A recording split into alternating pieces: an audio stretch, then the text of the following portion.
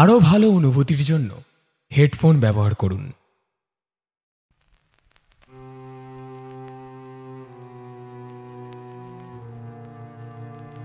কৌশিকী অমাবস্যার গভীর রাতে কোন বিভীষিকা জেগে ওঠে দামোদরপুরে?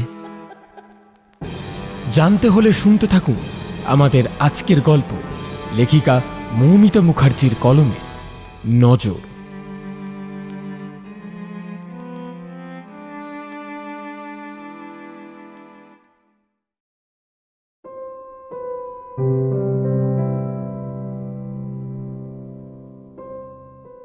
বাগবাজারের সরকি বাড়ির দুকামরা জীবন সুমিতার তার মা মনোরমা দেবীর। বিগত 2 বছর ধরে চাকরির চেষ্টায় যত সুখতলা খুঁয়ে ফেলেছে সুমিত, কিন্তু কোনো লাভ হয়নি। সরকারি চাকরির পরীক্ষাগুলো দিয়ে দিয়ে রিজেকশনের ধাক্কাতে আত্মবিশ্বাস একেবারে তলানিতে এসে ঠেকেছে সুমিতের। আর বেসরকারি কোম্পানিগুলোতে বেশিরভাগ জায়গাতে নো ভ্যাকেন্সির বোর্ড দেখতে দেখতে ক্লান্ত আজ বিধ্বস্ত সুমিত। যদিও 2-1 জায়গায় ইন্টারভিউ দিয়ে সাফল্যের মুখ সে দেখেছে, কিন্তু মাইনে এতটাই কম যে সুমিতের বাড়ির কমলা মাসি 5 বাড়ি কাজ করে এর থেকে বেশি অর্থ উপার্জন করেন। বাবা মারা গেছেন বছর 2-1। এখন ভরসা বলতে মায়ের সামান্য পেনশন আর 4 বাড়িতে ঘুরে ঘুরে টিউশনের ওই টাকা কটা। মুখ চোরা লাজুক সুমিতের জীবনে বন্ধুর সংখ্যা একেবারেই হাতে গোনা। ছোটবেলার থেকে যে বন্ধুটি তার সাথে একেবারে ছায়াসঙ্গীর মতন লেগে আছে সে হলো প্রদীপ্ত। পারিবারিক বিশাল সোনার দোকান, তাই ক্যারিয়ার নিয়ে বিশেষ মাথা ঘামায় না সে। যখন একটা সময়ে সুমিত জীবনের উপর সমস্ত আশা ভরসা হারিয়ে ফেলেছে, ভেবে নিয়েছে যে সে বিভাগী হয়ে মনের জ্বালা মেটাবে, ঠিক তখনই হাতে আসে সেই সুখবরের চিঠিটি। আনন্দে দিশেহারা হয়ে যায় সে। মা মা, এতদিন পরে ভাগ্যদেবী মুখ তুলে চেয়েছেন। সেই কবে পরীক্ষা দিয়েছিলাম মনেও নেই। তুমি ঠিকই বলো মা, যখন সব রাস্তা বন্ধ হয়ে যায় ঈশ্বর ঠিক একটা রাস্তা খুলে দেন। কিন্তু বাবা, পোস্টিং যে একদম গ্রামের দিকে, সেখানে তুই একলা থাকবি কি করে? আমাকে সেখানে তোর সাথে নিয়ে যা। নিজে তো কখনো 1 গিলাস জলও গড়িয়ে খাসনি, একটু ডাল ভাত ফুটিয়ে দেওয়ার তো লোকও পাবি না। না মা, তোমাকে সেখানে কি করে নিয়ে যাই বলো? যে গ্রামের পোস্ট অফিসে পোস্টমাস্টার হিসেবে আমার পোস্টিংটা হয়েছে সেটা একদম ছোট্ট একটা গ্রাম মা। স্বাস্থ্যকেন্দ্রও পেলাম না গুগল করে। এবার তোমার আবার শরীরটাও ঠিক নেই। তাছাড়া এখানে থাকলে দীপ্ত আছে, তোমার দেখভাল করতে পারবে। ওখানে তুমি যদি অসুস্থ হয়ে যাও কি করব আমি বলো? কিন্তু বাবা, তুই যে কখনো একলা থাকিসনি এভাবে, ভীষণ উৎকণ্ঠায় থাকবো আমি রে।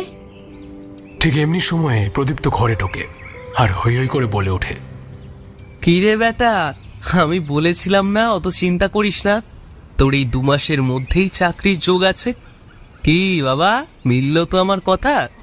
হ্যাঁ বাবা, তুই বলেছিলিস, কিন্তু তুই তো এটাও বলেছিলিস যে ওর নাকি ভাড়া আছে। দেখ না, সেই কোন প্রত্যন্ত গ্রামে পোস্টিং দিয়েছে। কি জানি, কেউ যেতে চায় না বলে হয়তো ওকে দিয়েছে। কি করে ও সেখানে একলা থাকবে বলতো? এই কথা শুনে প্রদীপ্তর ভ্রু কুঁচকে যায়। বেশ চিন্তিত স্বরে সে বলে, তোর কলকাতায় পোস্টিং হয়নি? কলকাতা না হোক অন্তত তার আশেপাশেও কোথাও হয়নি? তা হয়েছেটা কোথায়? আমার পোস্টিংটা হয়েছে দামোদরপুর বলে একটা গ্রামে। সেরকম বড় কিছু নয়, তাই মাকে নিয়ে যেতে পারছি না। স্বাস্থ্যকেন্দ্রও পেলাম না তেমন গুগল করে।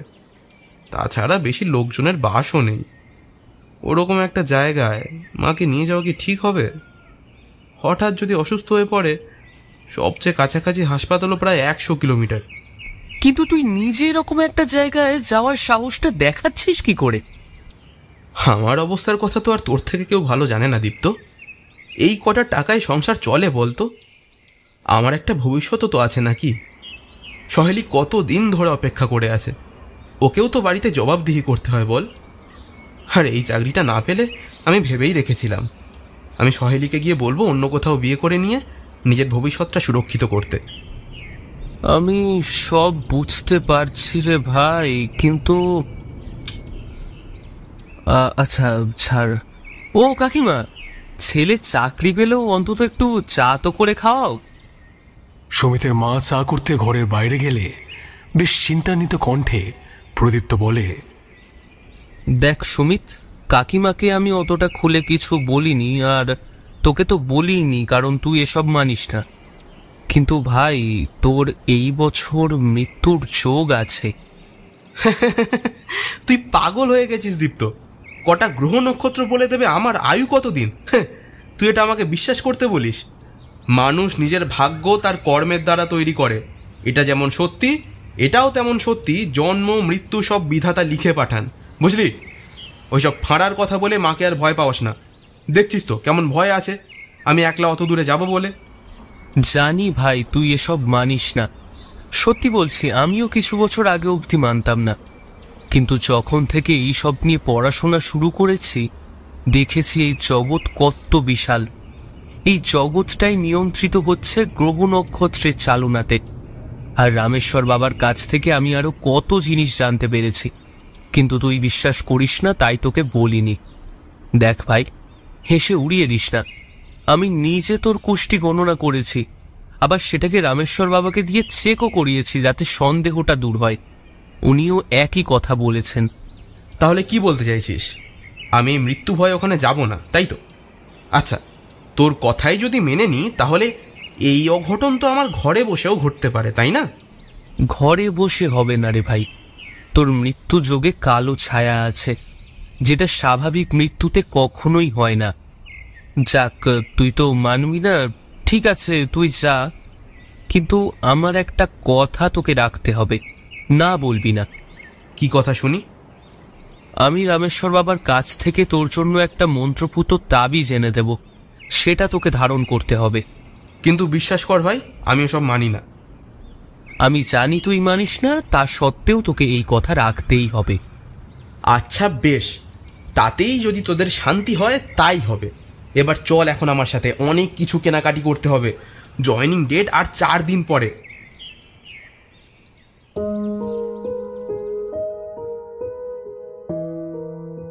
কলকাতা থেকে প্রায় ঘন্টা 5 রাস্তা ট্রেনে। সেই মতন সকাল 10টায় ট্রেনে চেপেছে সুমিত। নতুন জায়গা, বিকেল বিকেল পৌঁছে যাওয়াই ভালো। গিয়ে ওখানকার একবার থাকার বন্দোবস্ত কি আছে সেসব তাকে দেখতে হবে। কিন্তু বিধি বাম, লাইনে মালগাড়ি উল্টেছে। আর তাই ট্রেন যখন বিস্তর লেট করে দামোদরপুর স্টেশনে পৌঁছালো, তখন সূর্য পশ্চিমের কোলে ঢলে পড়েছে।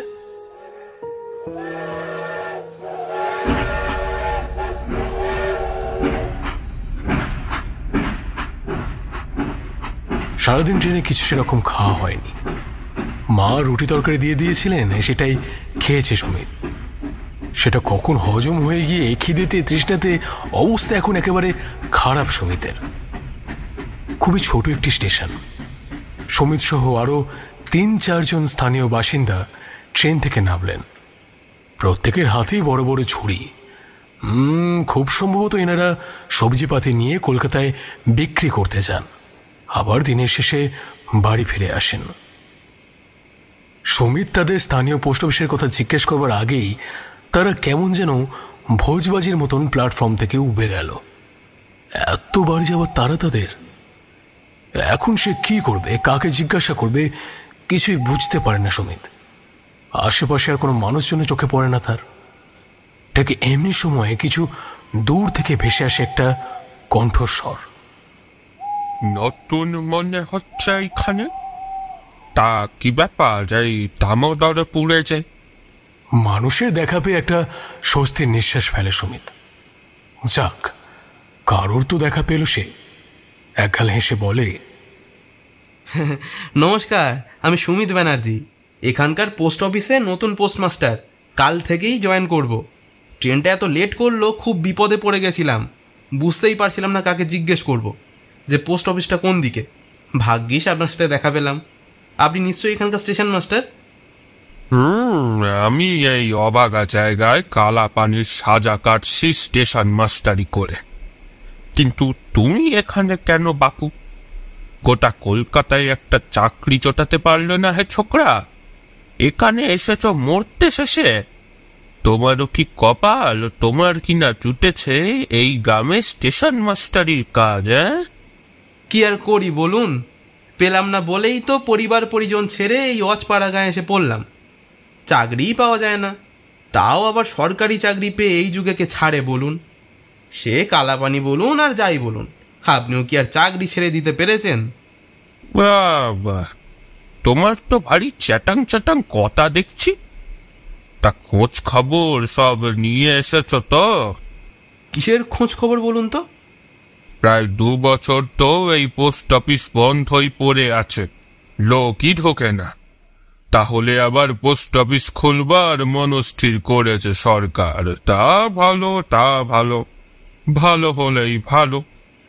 লোক টেকে না কেন বলুন তো? অজপাড়া গাঁ বলে? সে জানবে জানবে, থাকবে যখন জানবে সবই। তা আজ রাতে তো থাকবার কোনো হিল্লে নেই, থাকবেটা কোথায়? এখন তো পোস্ট অফিসের পিয়ন গোপীকেও খবর দেওয়া যাবে না। তুমি বরং আজ আমার সাথেই এই লাগোয়া কোয়ার্টারে থাকো, কাল সকালে পোস্ট অফিসে যেও গোপীকে খবর পাঠাবো। না না, কিন্তু আপনার বিব্রত হবে যে। না না, আপনার পরিবারে আপত্তি থাকতে পারে আমি এরকম দুম করে পৌঁছে গেলে। পরিবারের কেউ এখানে থাকে না, সব থাকে কলকাতায়। আমার কাছে না থাকলে যাও, গোটা রাত এই প্ল্যাটফর্মের বেঞ্চে শুয়ে আর ওই কলের জল খেয়ে কাটাও। নাও, এবার তুমি যা ভালো বুঝবে সেটাই করো না হয়। না না, আমি আপনার অসুবিধার কথা ভেবেই আপত্তি করছিলাম। আচ্ছা বেশ, ঠিক আছে, চলুন তবে আপনার সাথেই যাই। স্টেশন মাস্টার ভদ্রলোকটি একটু রুক্ষ ধরনের হলেও তার মনটি বেশ ভালো। কোথায় কোথায় সুমিত জানতে পারে তার নাম বিপদহরণ সরকার। সুমিতকে কোয়ার্টারে নিয়ে গিয়ে নিজে হাতে কুয়ো থেকে জল তুলে দেন তার হাত মুখ ধোয়ার জন্য। কুয়োর ঠান্ডা জলে হাত মুখ ধুয়ে ক্লান্তি যেন অনেকটা কেটে যায় সুমিতের। রাস্তার জামাকাপড় ছেড়ে ফ্রেশ হয়ে কোয়ার্টারের দাওয়ায় যখন সুমিত বসে, চারিপাশে বেশ নিকষ কালো অন্ধকার নেমে এসেছে। এখন লোডশেডিং, চারিদিকে একেবারে খুটখুটে অন্ধকার। এখানে নাকি সন্ধ্যের পর থেকেই এরকমই হাল। বিপদহরণ বাবু তার রুক্ষ গলায় বলে ওঠেন, এটা কিন্তু শহর কলকাতা নয় যে রাত 10টাতে খাবার খাবে। আমি 8টার মধ্যে রাতের খাবার খেয়ে শুয়ে পড়ি। আমি খাবার বাড়ছি, তুমি খেলে খেয়ে নাও, না হলে এখানে তোমার খাবার আমি চাপা দিয়ে রাখলাম। ও আর একটা কথা, বাথরুমটা ঘরের বাইরে। রাতে বাথরুমে যাওয়ার দরকার হলে একলা বেরোবে না কখনো, আমাকে ডাকবে।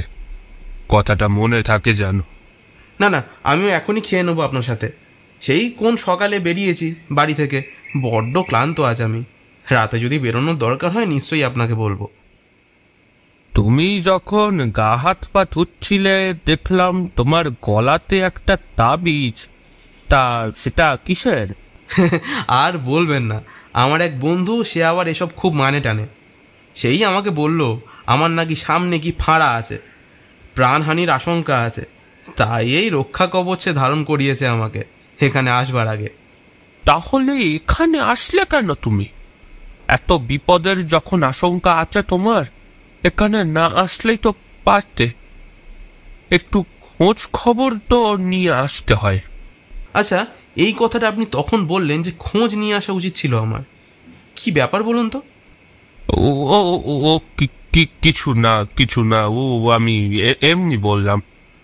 ওই তাবিজ কিন্তু খুলো না কখনো বাপু, আর রাতে একলা বাইরে বেরোবে না। কেমন একটা বিড়বিড় করতে করতে বিপদহরণ বাবু চলে গেলেন রাতের খাবার বাড়তে। বিপদহরণ বাবুর বানানো গরম গরম ভাত আর ডিমের ঝোল খেয়ে বিছানাতে টান টান হয়ে শুয়ে পড়ল সুমিত। সময়টা ভাদ্র মাস হলেও আর ফ্যানের হাওয়া না থাকলেও গাছগাছালিতে ভরা মনোরম পরিবেশে সুমিতের চোখ জুড়ে আসতে বেশি সময় লাগলো না।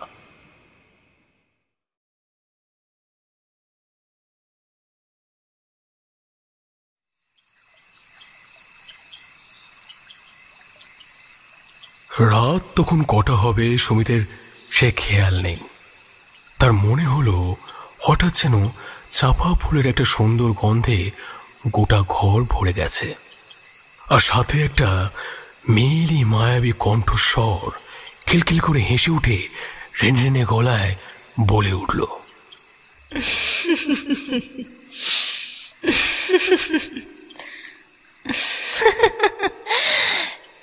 এখন বুঝি তুমি নতুন পোস্টমাস্টার?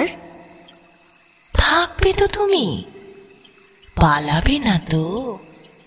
দেখো পালিও না কিন্তু। আবার সেই খিলখিল করে হাসি। সুমিতের মনে হলো সে স্বপ্ন দেখছে। সে জোরে চিৎকার করে পাশের ঘরে বিপদহরণ বাবুকে ডাকবার চেষ্টা করল, কিন্তু তার গলা থেকে কোনো আওয়াজ বেরোলো না। তারপর আবার কখন সে ঘুমের অতলে তলিয়ে গেল টের পেল না।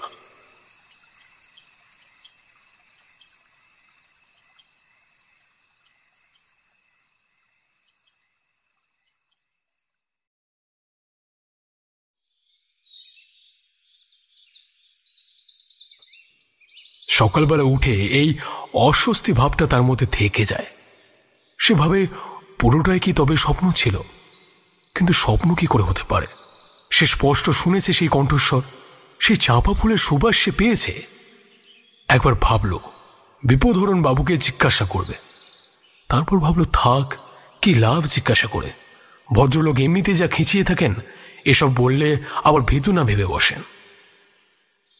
হাত মুখ ধুয়ে বিপদহরণ বাবুর বানানো চা বিস্কিট খেয়ে সবে বেরোতে যাবে পোস্ট অফিসের জন্য বাইরে থেকে বিপদহরণ বাবুকে কে যেন ডাকতে ডাকতে এই দিকে এগিয়ে আসছিল। বাইরে বেরিয়ে সুমিত দেখে, স্যার, আমার নাম গোপেন্দ্রনাথ সোম, আমি এখানকার পিয়ন। একদিন এখানে পোস্ট অফিস বন্ধ ছিল কিনা, তাই সরকার আমার ডিউটি পাশের গ্রামে দিয়েছিল। এখন আপনি এসেন, তাই আবার ওই গ্রাম থেকে এখানে পাঠিয়ে দিল। কাল আমি অনেকক্ষণ স্টেশনে দাঁড়িয়েছিলাম, সে গাড়ি আর এলো না। তারপর আমি ফিরতে গেলুম, ঠিক জানতুম আপনি স্টেশন মাস্টার বাবুর কাছে থাকবেন, তাই তো সকাল সকাল চলে এলুম গো। হ্যাঁ রে কপি, এই তোর দায়িত্ববোধ। কাল তুই স্টেশনে থাকলি না কেন? আমার চোখে যদি না পড়তো এই অজানা জায়গায় এই শহুরে বাবু কোথায় যেতেন? এই মাফ করবেন, আপনি তো জানেন সবটা মাস্টার বাবু। আমাদের কি রাতের বেলাতে ঘুরোঘুরি করার জো আসে? কেন গোপী, রাতের বেলা বেরোলে কি হবে? ও কিছু না স্যার, গ্রামের ব্যাপার তো হাজারো ঝামেলা লেগেই আছে গো। আসেন আসেন, আমার সাথে আজকের দিনটা অফিস ঘরেই কাটিয়ে দেন। কালকের মধ্যেই আমি একখান ঘর ঠিক করে দিতেছি আপনার থাকবার জন্য। কেন? পোস্ট অফিসের লাগোয়া তো পোস্টমাস্টারের জন্য কোয়ার্টার্স থাকে, এখানে নেই? এই কথা শুনে গোপীর মুখ কেমন যেন শুকিয়ে গেল। সে অসহায় দৃষ্টিতে বিপদহরণ বাবুর দিকে তাকালো। গলাটা একটু খাঁকড়ে বিপদহরণ বাবু বললেন, সে তো কোয়ার্টার আছে, থাকবে না কেন? কিন্তু সে বসবাসের যোগ্য নয়। বহুদিন ওখানে কেউ থাকে না, ফলে বন্ধ হয়ে পড়ে আছে। আগাছা জঙ্গল, বিষাক্ত সাপের আড্ডাখানা হয়ে রয়েছে সে জায়গায়। বাড়িটার অবস্থাও বেশ খারাপ। ওখানে তুমি থাকতে পারবে না। কার্বলিক অ্যাসিড ছড়িয়ে লাভ হবে না। আমি নিয়ে এসছি সাথে করে, কারণ গ্রামের ব্যাপার তো। আমি যাচ্ছি তো, গিয়ে দেখি কি অবস্থা। তোমাদের শহুরে ছেলেদের বাবা এই এক ব্যারাম, বারণ করলে কথা শুনবে না। ঠিক আছে, চেত যখন করছো, কিছুতেই যখন নিষেধাজ্ঞা মানবে না, তো যাও, দেখো কি আছে কপালে। গপি, ওনাকে নিয়ে যা। আর শোন, দুপুরে খাবার আর রাতের খাবার আমার থেকে এসে নিয়ে যাবি। মালপত্র আপাতত এখানেই থাক, পরে খাবার নিতে আসবি যখন নিয়ে যাস। পোস্ট অফিসটার অবস্থাও তো ভালো নয়, সাফসূত্র করতে করতেই তোদের দিন কাবার হয়ে যাবে। আগে মাস্টার বাবু। ইস, আমার জন্য আপনার আবার খুব জ্বালাতন হলো মাস্টার মশাই। হ্যাঁ, তা খানিক হলো বটে। তা আর দেরি করিস না গোপী, যা যা, যখন বেরিয়ে পড়তেই হবে, আর দেরি করে লাভ নেই, যা। বন্ধ পোস্ট অফিসের অবস্থা দেখে সুমিতের চক্ষু তো একেবারে চড়ক গাছ। এ তো পরিষ্কার করে কাজ শুরু করতে করতেই মোটামুটি 3-7 লেগে যাবে। আর পোস্ট অফিসে লাগোয়া কোয়ার্টারের যে অবস্থা সে তো আরও খারাপ। জঙ্গলে আগাছাতে বাড়িটা প্রায় দেখাই যাচ্ছে না। এই আগাছা পরিষ্কার করলেও থাকা প্রায় একেবারে অসম্ভব। তালা খুলে কোনো রকমে পোস্ট অফিসে ঢোকে সুমিত আর গোপী।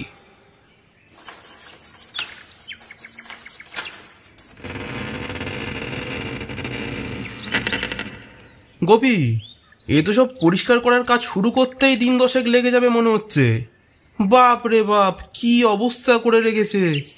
আলমারি তো আছে দেখছি একটা, কাগজপত্র সব যদি এই আলমারিতে থাকে তবে বাঁচুয়া, নয়তো গণেশ ঠাকুরের বাহনের উৎপাতে।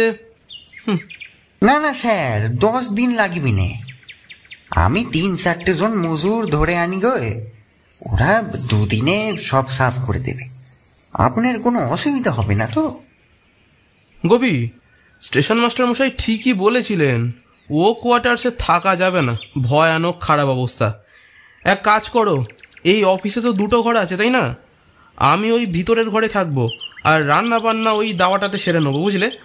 তোমাকে আর ঘর ঠিক করতে হবে না আমার জন্য। তাছাড়া পোস্ট অফিস খুললে টাকা পয়সা জমা পড়বে টুকটাক, এভাবে ফেলে রেখে অন্য জায়গায় থাকাটা ঠিক হবে না।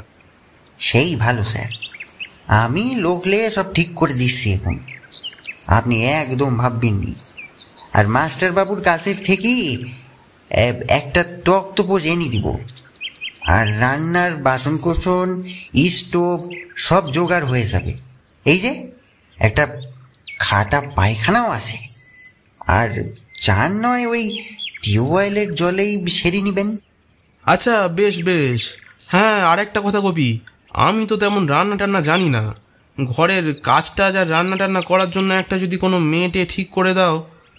এই কথায় গোপী বেশ গম্ভীর হয়ে বলল, না গো স্যার, এখানকার কোনো মেয়ে বউরে আপনি পাবেননি। আমার ছোট ছেলেটারে পেঠে দেব, ও আপনার হাতে পিতে করে দেবে কাজকর্ম। তোমার ছেলে এখানে এসে কাজ করবে? সে স্কুল যায় না? হ্যাঁ যায় তো, ওই স্কুলে যাওয়ার আগে আপনার কাজকর্ম করে দেবে, তারপর যাবে। তোমার কজন ছেলে মেয়ে গোপী? আগে বাবু 2টা ছেলে স্যার, বড়টারে গত বছর বিয়ে দিলেন। ও মা, কত বড় ছেলে গো গোপী তোমার! তোমাকে দেখে তো বোঝাই যায় না যে তুমি শ্বশুর হয়ে গেছো। আগে স্যার গত বছর 18 হলো বড়টার। সে কি, গ্রামের দিকে শুনেছি মেয়েদের বিয়ে তাড়াতাড়ি হয়, তাও এখন আর হয় না, কিন্তু তুমি ছেলের বিয়ে তো তাড়াতাড়ি দিলে যে? হে গ্রামে সব ছেলেই 18তে বিয়ে হয়ে যায় গো স্যার। সে অনেক কথা, ও পরে বলবো। এখন আমি যাই রে, এরপর আর লোক পাবনি গো, ধরে আনি তাদের। ও আর একটা কথা, এই চাপা গাছটার আশেপাশে যেও না স্যার, লোকে বলে ওর থেকে মন্দ বাতাস ছাড়ে। চললুম গো। গোপী চলে যেতে সুমিত একটু আশপাশটা ঘুরে দেখতে থাকে। ঘুরতে ঘুরতে সে পৌঁছে যায় কোয়ার্টারটার সামনে। পোস্ট অফিস আর কোয়ার্টারটার মাঝখানে আছে সেই চাপা ফুলের বিশাল গাছটা। এত বড় চাপা ফুলের গাছ সুমিত কখনো আগে দেখেনি, কিন্তু আশ্চর্যের বিষয় এইটা যে গাছটাতে একটাও ফুল ফোটেনি। এই সময়তেই তো চাপা ফুল ফোটে। সুমিত মনে মনে ভাবে, বারাসাতে তার মামার বাড়ির উঠোনে যে চাপা গাছটা আছে সেটাতে তো এই সময়তেই ফুল হয়, আর এই এত বড় গাছটাতে একটাও ফুল নেই। সুমিত চাপা গাছটা ছেড়ে এগিয়ে যায় কোয়ার্টারের দিকে। বেশ বড় অনেকটা জায়গা নিয়ে বাড়িটা, কিন্তু এত মারাত্মক আগাছাতে ভরে গেছে এখান থেকে আন্দাজ করা যায় যে ভিতরে বিষধর সাপ নিশ্চয়ই আছে। সুমিত উকি মেরে দেখে ভিতরটায়। সে দেখতে পায় সেখানে একটা কুয়ো রয়েছে, কিন্তু এই পোস্ট অফিসটার এরকম হাল কেন সেটা জানতে হবে। ঠিক এমনি সময়ে কেমন একটা খসখসে হিসিসে গলায় কে যেন বলে উঠল, বাবু বুঝি নতুন পোস্টমাস্টার? হ্যাঁ। তা ভালো। তা বলি কি, থাকবেন কোথায়? এখানে তো থাকতে পারবেননি। দেখি কোথায় থাকি, আপাতত পোস্ট অফিসেই থাকবো ঠিক করেছি। পরিবার নেই আপনার? না, এখনো বিয়ে করিনি, তাই ঝামেলা নেই আপাতত। পরে বিয়ে থা করলে তখন যদি এখানে পোস্টিং থাকে ঘর ভাড়া নেওয়ার কথা ভাববো। বিয়ে হয় নাই? ঠিক আছে, দেখেন কদিন থেকেন এখানে। এখনের মতো চলি বাবু, নমস্কার। লোকটাকে এবারই অদ্ভুত লাগে সুমিতের। লোকটা যেমন নিঃশব্দে এসেছিল তেমনি চলে গেল। আর সবচেয়ে বড় কথা, এই গরমেও লোকটা গায়ে একটা কালো শাল মুড়ি দিয়েছিল। আর লোকটা এমন বলল কেন যে দেখুন কদিন টেকেন। এখানে সবার ব্যবহারই কেমন যেন ভারী অদ্ভুত লাগে সুমিতের। সবাই যেন প্রতিনিয়ত কিছু গোপন করার চেষ্টা করছে। ঠিক এমনি সময়ে গোপী 4-5 জনকে সাথে নিয়ে ফিরে আসে। সারাদিন ধরে পোস্ট অফিস পরিষ্কার, টুকটাক মেরামতের কাজে কিভাবে যে সময় চলে যায় সুমিত বুঝতেই পারে না। কর্মব্যস্ততায় ডমরুর ব্যাপারটা তার মাথা থেকেই বেরিয়ে যায়। সবার অক্লান্ত পরিশ্রমে মোটামুটি একটা বাসযোগ্য অবস্থাতে আনা গেল সেই পরিত্যক্ত পোস্ট অফিসটিকে। কিন্তু ইলেকট্রিসিটি কানেকশন কেটে দেওয়া হয়েছে সরকার থেকে। গোপী জানালো সে পরদিন সদর অফিসে গিয়ে আবেদন করে আসবে। দেখতে দেখতে সন্ধ্যা নামছে, কিন্তু সন্ধ্যা নামার পরে এক মুহূর্তও তারা কেউ আর সেখানে থাকতে চাইল না। সবাই তাড়াহুড়ো করে চলে গেল। যাওয়ার আগে গোপী বলে গেল, স্যার, রাতে বাইরের থেকে যেই ডাক দিন না কেন, আমি বা মাস্টার বাবু যেই হোক না কেন, দৌড় কিন্তু খুলবেন না। আপনার কেউ আসবুনি, আপনি এই যে দৌড় দিবেন, খুলবেন সেই দিনের আলো ফুটলি, পেছাব পেলেও চেপে রাখবেন। এই কথাটা ভুলবেননি। চলি। সবাই চলে যেতে সুমিত নিজের জিনিসপত্র বের করে জায়গাটা একটু গুছিয়ে নিতে মন দিল। বিপদহরণবাবু দুপুরবেলাতেই এক কুলিকে দিয়ে এই তক্তপোষটা পাঠিয়ে দিয়েছিলেন, না হলে সুমিতকে আজ মাটিতেই শুতে হতো। আর এই অবস্থায় কি যে পোকামাকড় ঘুরছে মাটিতে, শোয়া একেবারে নিরাপদ হতো না। এমনকি ভদ্রলোক রাতের খাবারটা অবধি পাঠিয়ে দিয়েছেন। বাইরে থেকে একটু রুক্ষ কঠোর মনে হলেও ভদ্রলোক সত্যিই ভীষণ সাহায্য করেছেন সুমিতকে। এইসব কথাই ভাবতে ভাবতে সুমিত ওনার পাঠানো ডাল ভাত তরকারি দিয়ে খাওয়াটা সেরে নেয়। কিন্তু সবচেয়ে বড় সমস্যা হলো এখানে মোবাইলে নেটওয়ার্ক একেবারে কাজ করছে না। নেটের কানেকশন তো অনেক দূরের কথা, সামান্য মোবাইল নেটওয়ার্কই আসছে না। স্টেশনের দিকে তাও কিছুটা ছিল, তাই কাল পৌঁছে ওখান থেকেই মাকে, দীপ্তকে আর শৈলীকে সে ফোন করে দিয়েছিল। আজ আর কোনো যোগাযোগই করা হয়নি। বিপদহরণ বাবুকে দীপ্তর নম্বরটা সে দিয়ে এসেছে, আর দীপ্তকেও ওনার নম্বরটা দিয়ে এসেছে। এমার্জেন্সিতে কোনো খবর দেওয়ার থাকলে সেটা কাজে লাগবে। বেশ কুমোট আজ। জানালাটা খুলে দেয় সুমিত। জানালার বাইরেই ওই চাপা ফুলের গাছটা। মোমবাতির আধো আলোয় আর সারাদিনের ক্লান্তিতে চোখ জুড়ে আসে সুমিতের।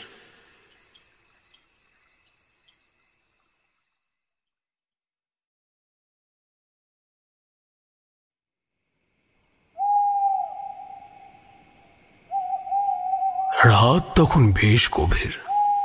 চাপা ফুলের অদ্ভুত সুগন্ধে ঘুমটা ভেঙে যায় সুমিতের। ধরপড়ে উঠে বসে সুমিত। অজান্তেই তার চোখ চলে যায় জানালার দিকে। সে দেখে একটা মেয়ে জানালার বাইরে দাঁড়িয়ে আছে। মেয়েটির বয়স ওই 16-17 হবে, আর তার দিকেই অপলক দৃষ্টিতে তাকিয়ে আছে সে। বুকের ভেতরটা কেমন ধরপড় করে ওঠে সুমিতের।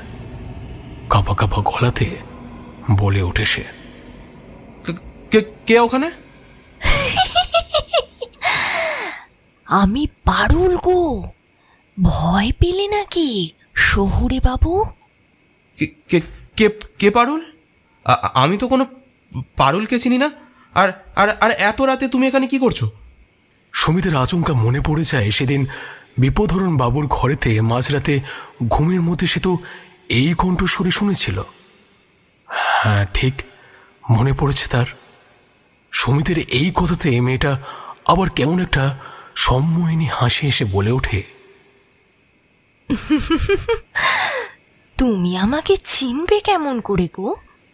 আমি গ্রামের মেয়ে, রাত বিরেতে এমনিই ঘুরে বেড়াই। কিন্তু আমি তো এখনো কোনো গ্রামের মেয়েকে দিনের বেলাতেও ঘুরতে দেখিনি। তুমি এত রাতে বেরিয়েছো যে তোমার বাড়ির লোক কিছু বলবে না? এই কথাতে কেমন আনমনা হয়ে পড়ে মেয়েটি। অন্যমনস্ক গলাতে বলে ওঠে,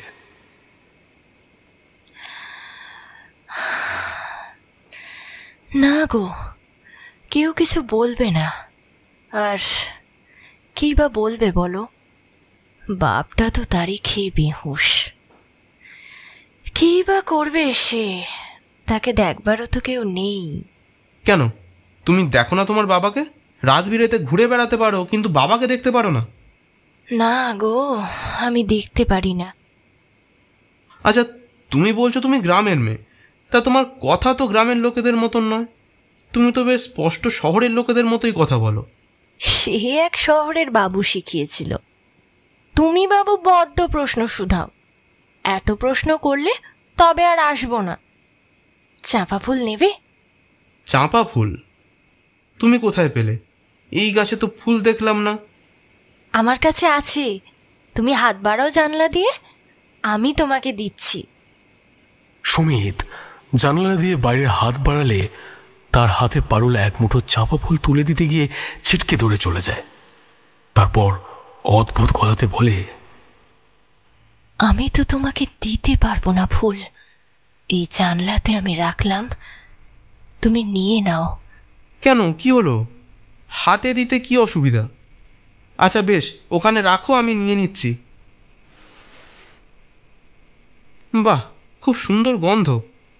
আচ্ছা, তুমি তো এরকম ঘুরে ঘুরে বেড়াও রাতের বেলাতে, দিনের বেলায় এসে একটু আমার ঘরে কাজ রান্না বান্না করে দিতে পারবে? তোমাকে টাকা পয়সা দেবো, আমি খেতেও দেবো।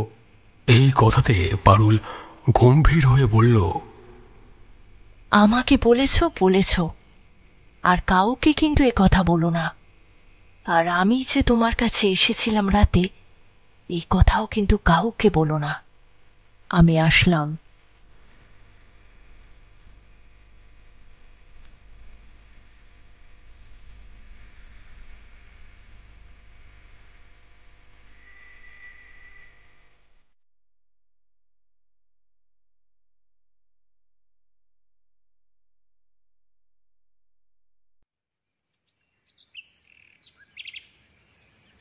পরদিন সুমিতের ঘুম ভাঙে গোপীর দরজা ধাক্কানোর আওয়াজে।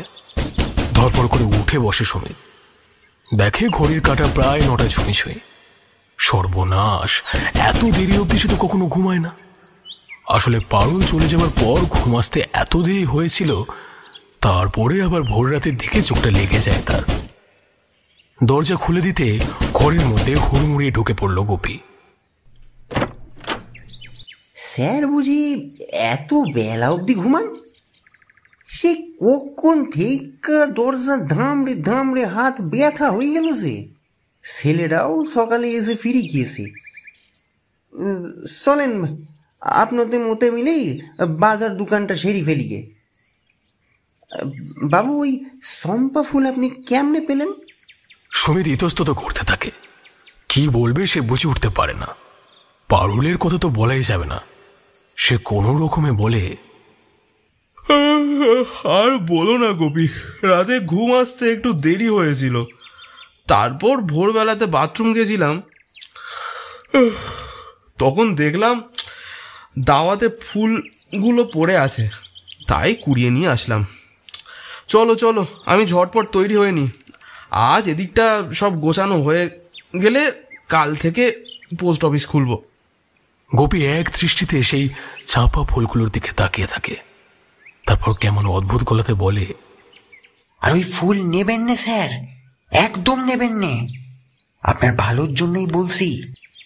আচ্ছা বেশ, তাই হবে। আচ্ছা গোপী, এখানে ডমরু বলে কে একজন আছে বলো তো? কাল এসেছিল সে, তোমাকে বলতে ভুলে গেছিলাম কাল। অদ্ভুত লোক, এই গরমেও গায়ে শাল মুড়ি দিয়ে আছে। কে লোকটা? গোপী চমকে ওঠে নামটা শুনে। তারপর কাঁপা কাঁপা গলাতে বলে, ডমরুদারে আপনি কই দেখলেন স্যার?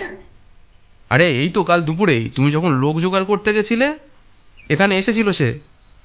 স্যার, আর ওকে দেখলি কথা কইবেন না, ওর মাথা খারাপ হয়ে গেছে। ও আগে এই পোস্ট অফিসের চৌকিদার ছিল। ওর একমাত্র মেয়েটা মরে গেল হঠাৎ, তারপর থেকে ওর মাথার ব্যায়াম হয়েছে, এতে ওতে ঘুরে ঘুরে বেড়ায়। অনেকে বলে ওনাকে কি সব জাদু টোনা করে গো। স্যার, আপনি ওকে দেখেই আর কথা কইবেন না কিন্তু। সারাদিন সুমিতের কেটে গেল সব গোছকাজ করতে। ইতিমধ্যে গভীর সাথে সে গিয়ে ইলেকট্রিক অফিসে আবেদন করে এসেছে, কিন্তু তারা বলেছে অন্তত সপ্তাহখানেক সময় লাগবে। গোপী থেকে ডাল আলু সেদ্ধ ভাত রান্না করে দিয়ে গেছে। আজ টেলিফোন করেছিল বাড়িতে। বাড়ির খবর মোটামুটি ভালোই। দীপ্ত বলেছে আসবে, কিন্তু সুমিতি মানা করলো, কারণ এই গরমে ইলেকট্রিসিটি নেই, দীপ্ত একেবারে থাকতে পারবে না। তার থেকে কারেন্টের কানেকশনটা অন হলে দিন কয়েকের জন্য সে দীপ্তকে ঢেকে নেবে। গোপী বাড়ি যাওয়ার সময় বারবার বলে গেছে কেউ ডাকলেও যেন বাইরে না বেরোয় সে। কিন্তু কেন যে এই কথাটা বলে গেছে গোপী বুঝতে পারে না সুমিত। সেদিন বিপদহরণ বাবু একই কথা বললেন। যাই হোক, তাড়াতাড়ি খাওয়া দাওয়া সেরে একটা বই নিয়ে বিছানাতে শরীরটা এড়িয়ে দেয় সুমিত। কিন্তু মোমবাতির আলোতে কি আর বই পড়া যায়? অগত্যা সে ঘুমানোর চেষ্টা করে।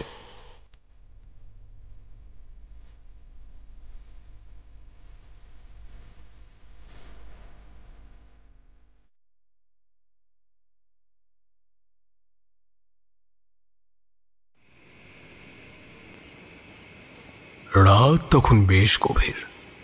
আবার মেয়েলি কণ্ঠের ডাকে সুমিতের ঘুমটা ভেঙে যায়। বাবু, ও বাবু, ঘুমালে বুঝি? আরে পারুল যে। হ্যাঁ গো, এত রাতে ঘুমাবো না তো কি করব? তোমার মতো গ্রামে ঘুরে বেড়াবো? ঘুরে বেড়াতে বেশ মজা লাগে আমার। আসো না, বাইরে বসি দুজনে। ঘরে বড্ড গুমোট। আমি তো আর তোমার ঘরে ঢুকতে পারবো না, তুমি বাইরে এসো। বাইরে যাব? কিন্তু সবাই যে আমাকে রাতে বাইরে যেতে মানা করেছে পারুল।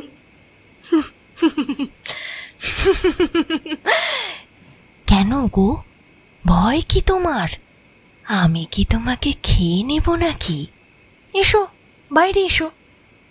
সুমিত ভাবে কি আর হবে, সত্যিই তো ঘরের ভেতরটা বড্ড ঘুমোট, বাইরে গিয়ে না হয় বসাই যাক। দরজা খুলে বাইরে বেরোয় সুমিত। বাইরে নিকশ কালোর অন্ধকার, কাউকে সে দেখতে পায় না। একটু ব্যস্ত হয়ে সে ডাকে, পারুল, কোথায় তুমি? আমাকে যে বাইরে আসতে বললে। এই যে গো, আমি এইখানে। পারুলের আওয়াজে চমকে সুমিত দেখে পারুল তার থেকে হাত 10 দূরে বসে আছে, আর দাওয়াতে এক মুঠো চাপা ফুল রয়েছে। সুমিত বিস্ময়ে জিজ্ঞাসা করে, ওমা, তুমি এখানে কখন এলে? দেখতে পেলাম না যে। অত দূরে বসেছো কেন? এখানে দাওয়াতে বসো। না না, আমি এখানেই ঠিক আছি। তুমি চাপা ফুলগুলোর গন্ধ শোকো। তুমি ভালোবাসো বলে আমি রোজ আনি তোমার জন্য। এই গাছটায় ফুল হয় না কেন গো? তুমি কোথা থেকে ফুল আনো? অত তোমাকে জানতে হবে না। আচ্ছা শোনো, যাওয়ার সময় আমি এই ফুলগুলো নিয়ে যাব। গোপী কাকুকে বলো না যেন আমার কথা আর এই ফুলের কথা। না না, বলবো না। এমনি করে যেতে থাকে একের পর একদিন। সুমিত সারাটা দিন কোনো রকমে কাটায়, অপেক্ষা করতে থাকে রাতের জন্য। ওইটুকু সময়ে পারুল আসে। ওইটুকু সময়ের অপেক্ষাতে সারাদিন কাটে সুমিতের। আজকাল বড় দুর্বল লাগে সুমিতের শরীরটা। কোনো কাজের জন্য শারীরিক বল সে পায় না। অর্ধেক দিন রাতে তার খাওয়াই হয় না, খাবারটা খারাপ হয়ে যায়। কতদিন কথা বলা হয় না সহেলির সাথে, দীপ্তর সাথে, মায়ের সাথে। সে স্টেশনে গেলে মোবাইলের সিগন্যাল ঠিকঠাক আসে, অতদূর যাওয়ার ইচ্ছেটাই তার আর হয় না। পোস্ট অফিস খুলে গিয়েছে, 2-4 জন করে লোকজনও আসতে শুরু করেছে। গোপীর ছেলে এসে তার রান্না ঘরের কাজ সবটা করে দিয়ে যায়। মাঝে মাঝে গোপী অভিভাবকের মতন বলে, স্যার কি হয়েছে আপনার? চোখের নিচে কেমন কালি পড়িছে? খাওন দাওন কি করিতেছেন না? কেমন যেন দুর্বল হয়ে গিয়েছেন। কেন রান্না পছন্দ হইতেছে না বুঝি? আজ আমি নিজে থেকেই খাওয়াবো, দেখি কেমনে আপনি না খান। না না, খাই তো, আসলে কদিন শরীরটা ঠিক নেই। তা বাড়ি ঘুরে আসেন না কটা দিন, ও আমি ঠিক সামলে নেব। মাস্টার মশাই বলিতেছিলেন আপনি সেখানেও যান না, বাড়িতেও ফোন করেন নাই। যান, আপনি বাড়ি ঘুরে আসেন তো। সুমিত চমকে উঠে বলে, না না, বাড়ি যাব না গোপী, এখন সময় করে ঠিক যাব।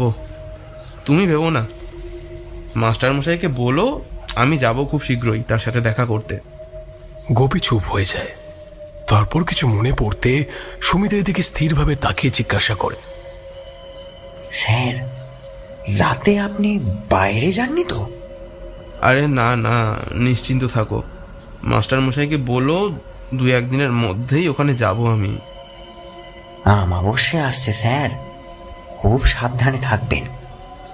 কি অমাবস্যা আর পূর্ণিমা, এখানে তো সবসময় ঘুটঘুটে অন্ধকার। না স্যার, এটা হলো কৌশিকী অমাবস্যা। শুনেছি ওই যে ডমরু নাকি ওই দিন কি সব কালা জাদু করে। আপনি একদম বেরোবেন না স্যার, 2 দিন পরে অমাবস্যা। তবে আপনার শরীরের গতি কিন্তু সুবিধের লাগতেছে না স্যার। শরীর কেমন ফ্যাকাশে লাগতেছে, চোখের নিচে কালি, কি রোগাই না হয়ে গিয়েছেন আপনি। আপনার বাড়ির লোককে খবর করি, তারা না হয় আসুক্ষণ। আরে না না, কাউকে কিচ্ছু খবর দিতে হবে না, বললাম তো আমি যাব মাস্টার মশাইয়ের ওখানে। গোপী আর কথা বাড়ায় না, তবে এটা বুঝতে পারে যে সামনে কোনো বিপদ আসছে।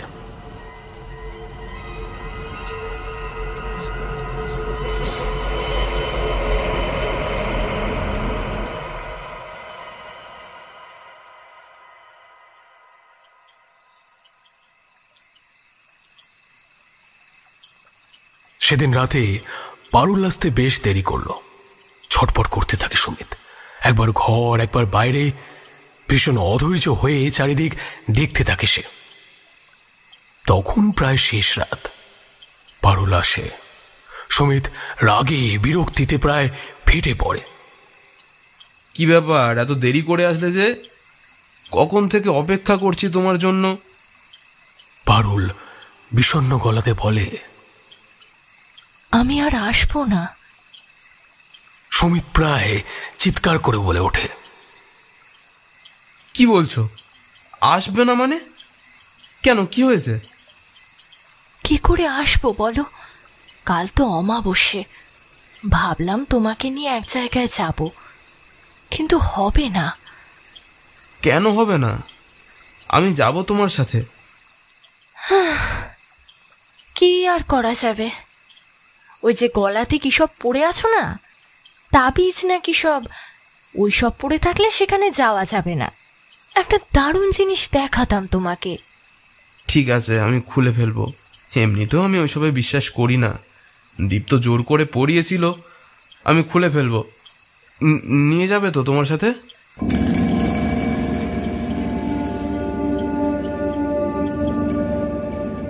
ওই যে চাপা ফুলের গন্ধ নাও, আমি আজ আসছি, ভোর হবে একটু পরে। আসবে তো? আগে তুমি গলার থেকে ওটা খুলবে, তারপরে আমি আসবো। হ্যাঁ, আমি খুলে দেবো, এই যে খুলে ফেলেছি এখনই। আকাশ বাতাস কাঁপিয়ে কেমন অট্ট হাসির মতো হেসে ওঠে পারুল। তারপর ধীরে ধীরে সুমিতের দিকে এগিয়ে আসে পারুল, তার হাত দিয়ে সুমিতের মুখের উপর বুলিয়ে দেয়। পারুল, কি নরম ঠান্ডা হাত তোমার।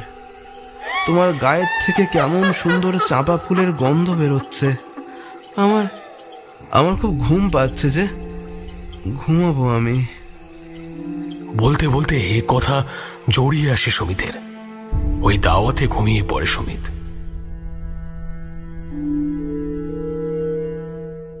সকালে সুমিতকে ওই অবস্থায় পড়ে থাকতে দেখে গোপীর ছেলে গিয়ে গোপীকে ডেকে আনে। গোপী সুমিতকে ওই অবস্থায় পড়ে থাকতে দেখে চমকে ওঠে। জ্বরে গা পুড়ে যাচ্ছে, সারা শরীর ফ্যাকাশে, শরীরে এক ফোঁটাও রক্ত নেই মনে হচ্ছে। গোপী আর দেরি না করে স্টেশনে ছোটে মাস্টারমশাইকে খবর দিতে। শহর থেকে ডাক্তার আনেন বিপদহরণ বাবু, কিন্তু সুমিতের নাড়ি টিপে মাথা নাড়িয়ে বেরিয়ে যান তিনি। অর্থাৎ আর আশা নেই। বিপদহরণ বাবু দীপ্তকে সব কথা খুলে বলেন আর সত্বর আসতে বলেন। সেদিন রাতে বিপদহরণ বাবু সুমিতের সাথে থাকবেন স্থির করেন। সুমিতের হুঁশ নেই বললেই চলে। কৌশিকী অমাবস্যার রাত, চারিদিকে ঘুটঘুটে অন্ধকার। সারাদিনের ক্লান্তিতে বিপদহরণ বাবুর চোখটা বুজে আসে ঘুমে। ঠিক এমন সময়ে সুমিতের বিছানার পাশে এসে দাঁড়ায় পারুল। আলতো হাতে তার মাথার উপর হাত বুলিয়ে দেয় সে। ধীরে ধীরে চোখ খোলে সুমিত। নেশাচ্ছন্ন ঘোর লাগা গলাতে জড়ানো ভাবে সে বলে ওঠে, তুমি এসেছো পারুল? চলো, ওঠো, যেতে হবে তো আমার সঙ্গে। ধীরে ধীরে উঠে বসে সুমিত। তারপর পারুলের হাতে হাত রেখে ঘরের মধ্যেই ঘর থেকে আস্তে আস্তে বেরিয়ে আসে সে। পারুল তাকে নিয়ে যায় সেই চাপা গাছের নিচে, বসিয়ে দেয় সেই গাছের নিচে সুমিতকে। ঠিক এমনই সময়ে অন্ধকার ভরে বেরিয়ে আসে ডমরু। নিয়ে এসেছিস মা? আজ এই কৌশিকী অমাবস্যাতে আবার আমি উৎসর্গ করব আমার বুক চেরা রক্ত, আর শেষ করে দিস এই নতুন পোস্টমাস্টারকে। কথাটা বলে ডমরু খুলে ফেলে গায়ের থেকে সেই কালো শাল, আর বুকের মাঝে দগদগে ঘায়ের সেই পচা গন্ধে ভরে যায় চারিদিক। সেই ঘাতে আবার ছুরি চালায় ডমরু। ফিনকি দিয়ে রক্ত বের হয় সেই ঘা থেকে। সেই কাঁচা রক্ত ডমরু চাপা গাছের সামনে মাটি খুঁড়ে তাতে উৎসর্গ করে। ডমরুর রক্ত দেওয়া সম্পন্ন হলে আকাশ বাতাস কাঁপিয়ে বিকট শব্দে হেসে ওঠে পারুল। তারপর ধীরে ধীরে সে এগিয়ে যায় সুমিতের দিকে। সুমিতের চোখ বন্ধ হয়ে আসতে থাকে, আর কিছুই মনে পড়ে না তার। শুধু পারুলের মুখটা তার চোখের সামনে এগিয়ে আসতে থাকে মৃত্যুর সমন হয়ে।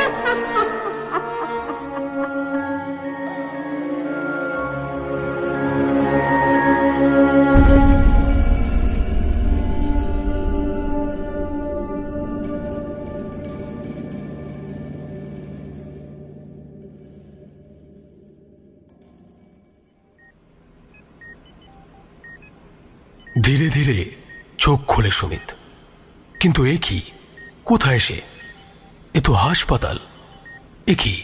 মা, সহেলি, দীপ্ত, বিপদহরণ বাবু, গোপী সবাই তার দিকে ঝুঁকে পড়েছে।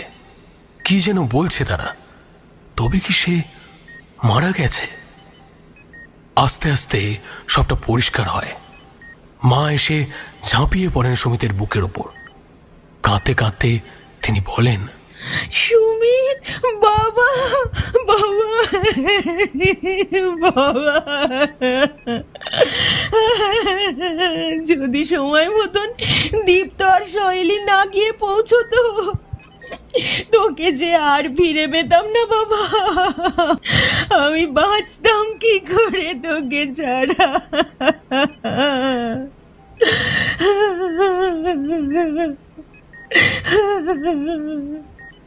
দুর্বল শান্ত গলায় সুমিত বলে, আমি কোথায়?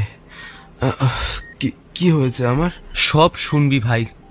এই এক সপ্তাহ যে আমাদের কিভাবে কেটেছে তা তোকে বলে বোঝাতে পারবো না। আমরা তো ভেবেছিলাম আর বুঝি তোকে ফেরানো গেল না, রামেশ্বর বাবার সাধনা আর ডাক্তারবাবুদের কঠোর পরিশ্রমে আজ তুই নতুন জীবন ফিরে পেলি রে। সুস্থ হয়ে বাড়ি চল, সবটা বলবো তোকে। আরও 1 সপ্তাহ হাসপাতালে কাটিয়ে সুস্থ হয়ে বাড়ি ফেরে সুমিত। কিন্তু তার মনে হাজার প্রশ্নের ঝড় উঠেছে। কিছুতেই সে উত্তরগুলো পাচ্ছে না। দীপ্তকে, সহেলিকে, মাকে জিজ্ঞাসা করলে একই উত্তর পেয়েছে যে বাড়িতে চল, সব বলব। অবশেষে আজ সেই দিন যেদিন সে তার সব প্রশ্নের উত্তর পাবে। অধীর আগ্রহে সুমিত বলে, এবার তো বল ভাই, কি হয়েছিল আমার? ভাই সব বলছি, কিন্তু যে কুহকিনীর চালে তুই পড়েছিলিস তার কাছ থেকে মুক্তি পাওয়া অত সহজ ছিল না। রামেশ্বর বাবা অনেক কষ্টে তোকে উদ্ধার করেছেন, কিন্তু সারা জীবন এই কবচ তোকে গলাতে আর এই কবচটা তোকে হাতে ধারণ করে রাখতেই হবে। বেশ, তাই হবে, কিন্তু বল ভাই এবার কি হয়েছিল আমার? এটুকু মনে পড়ছে, পারুল বলে একটা মেয়ে রোজ আমার কাছে আসতো চাঁপা ফুল নিয়ে। আমি অধীর আগ্রহে অপেক্ষা করতাম তার জন্য। সে কোথায়? তাকে তো দেখছি না। পারুল আসেনি আমি এত অসুস্থ জেনেও? ওই নাম আর মুখে আনিস না ভাই, আর আনিস না। তোকে সবটা খুলে বলছি আমি, শোন। তোর কুষ্টিতে মৃত্যু চোখ আর তোর চাকরি নিয়ে গ্রামে যাওয়া দুটোর মধ্যেই আমি যোগাযোগ খুঁজে পেয়েছিলাম। আমি খোঁজ নিতে শুরু করি যে ওই গ্রামে পোস্ট অফিস কেন বন্ধ ছিল। খোঁজ খবর নিয়ে যেটা জানতে পারি যে কোনো এক অজ্ঞাত কারণে ওই গ্রামে কোনো অবিবাহিত পোস্টমাস্টার গেলে তিনি আর প্রাণ নিয়ে ফেরেন না। আর নতুন পোস্ট অফিসে সাধারণত নতুন জয়েন করা ছেলেদের পোস্টিং ওইখানেই হয়।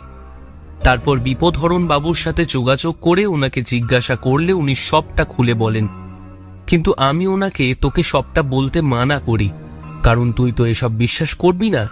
তাও উনি এবং গোপী তোকে বারবার মানা করেছিল রাতে না বেরোতে। হ্যাঁ, কি হয়েছিল ওখানে সেটা তো বল। আমি তো কিছুই বুঝতে পারছি না।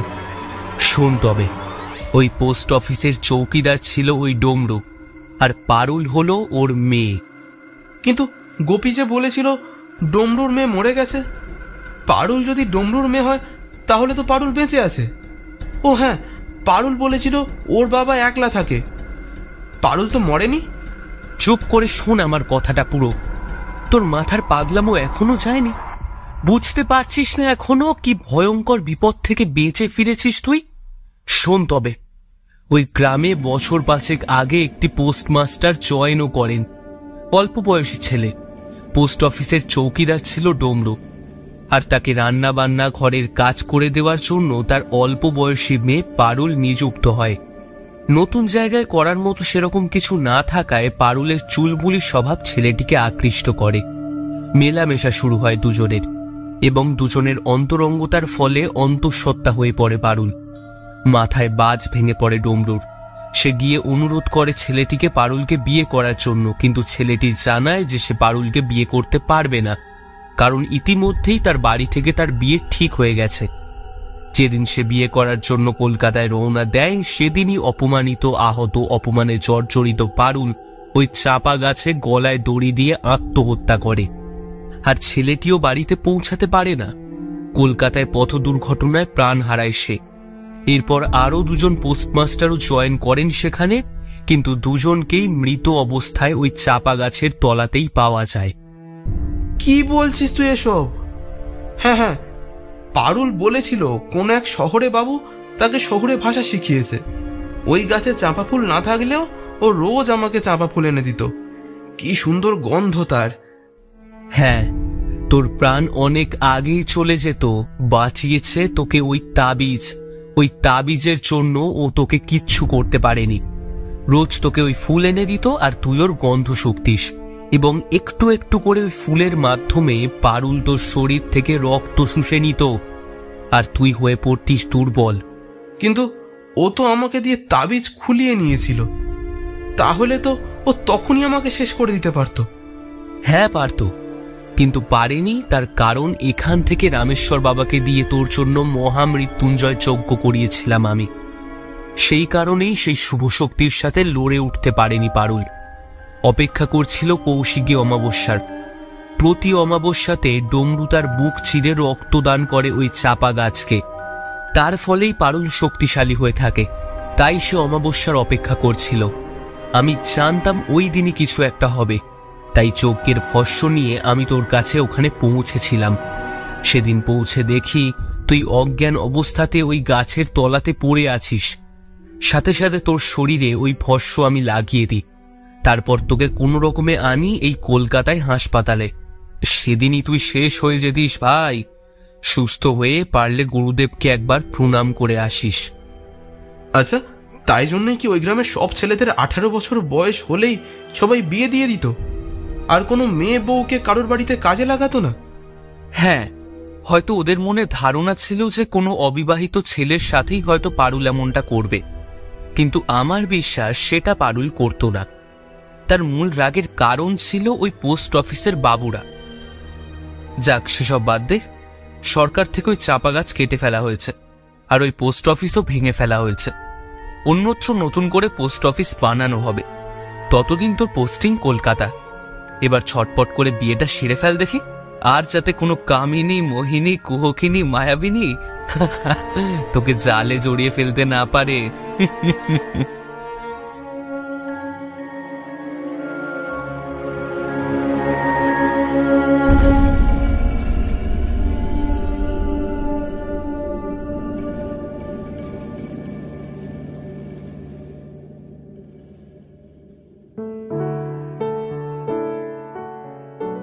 সেই ঘটনার প্রায় মাস দুয়েক কেটে গেছে। কদিন পরেই সুমিতের বিয়ে সহেলির সাথে। বিয়ের তোড়জোড় শুরু হয়ে গিয়েছে। রাত তখন 1:30-2 হবে। হানিমুনে সহেলি যেতে চায় পাহাড়, আর সুমিত যেতে চায় সমুদ্র। এই নিয়ে তাদের মধ্যে তর্ক বিতর্কের পরে মীমাংসা হয় যে পাহাড় আর সমুদ্র মিলিয়ে তাদের হানিমুন ডেস্টিনেশন হবে ভাইজ্যাগ। ঘুম আসতে আসতে সুমিতের সেদিন বেশ সময় লাগছিল। চোখটা লেগে এসেছিল ঠিক এমন সময়ে চাঁপা ফুলের গন্ধে সারা ঘর ভরে যায়।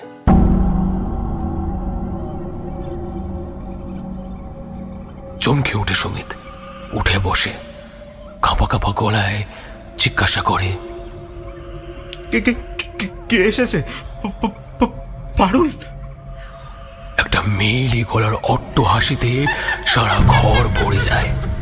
সুমিত 2 হাত দিয়ে কান চেপে ধরে, তাও কানের কাছে ফিসফিসিয়ে বলে ওঠে এক মেয়েলি কণ্ঠ, যে কণ্ঠ সুমিতের ভীষণ ভীষণ চেনা। কি গো বাবু, ছাদে যাবে? চলো না, দুজন গিয়ে বসি।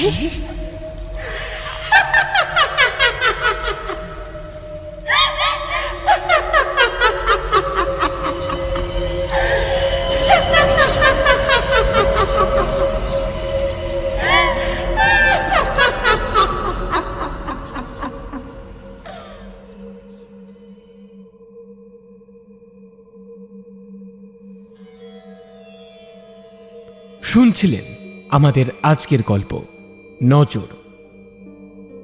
গল্পকার শ্রীমতী মৌমিতা মুখার্জি, গল্প পাঠে কুমারজিৎ, অন্যান্য চরিত্রে অরূপ, শুভম, ঝিনুক, সৌমজিৎ এবং শ্রাবস্তি। গল্পের সূত্রধার আমি সায়ন। সমগ্র গল্পের আবহ সঙ্গীত এবং স্পেশাল এফেক্টসে শুভম, পোস্টার ডিজাইনে মুরালি। আমরা অসংখ্য ধন্যবাদ জানাই গল্প লেখিকা শ্রীমতী মৌমিতা মুখার্জিকে আমাদের এই উদ্যোগে পাশে থাকার জন্য। কেমন লাগলো আমাদের আজকের গল্প জানান আমাদের কমেন্ট বক্সে। গল্পটি ভালো লেগে থাকলে লাইক এবং শেয়ার করতে ভুলবেন না। আমাদের গল্প নিয়মিত শুনতে হলে চ্যানেলটিকে সাবস্ক্রাইব করে নেবেন। আবার একটি নতুন গল্প নিয়ে খুব শীঘ্রই হাজির হচ্ছি আমরা। ততক্ষণ বি সেফ, স্টে কানেক্টেড।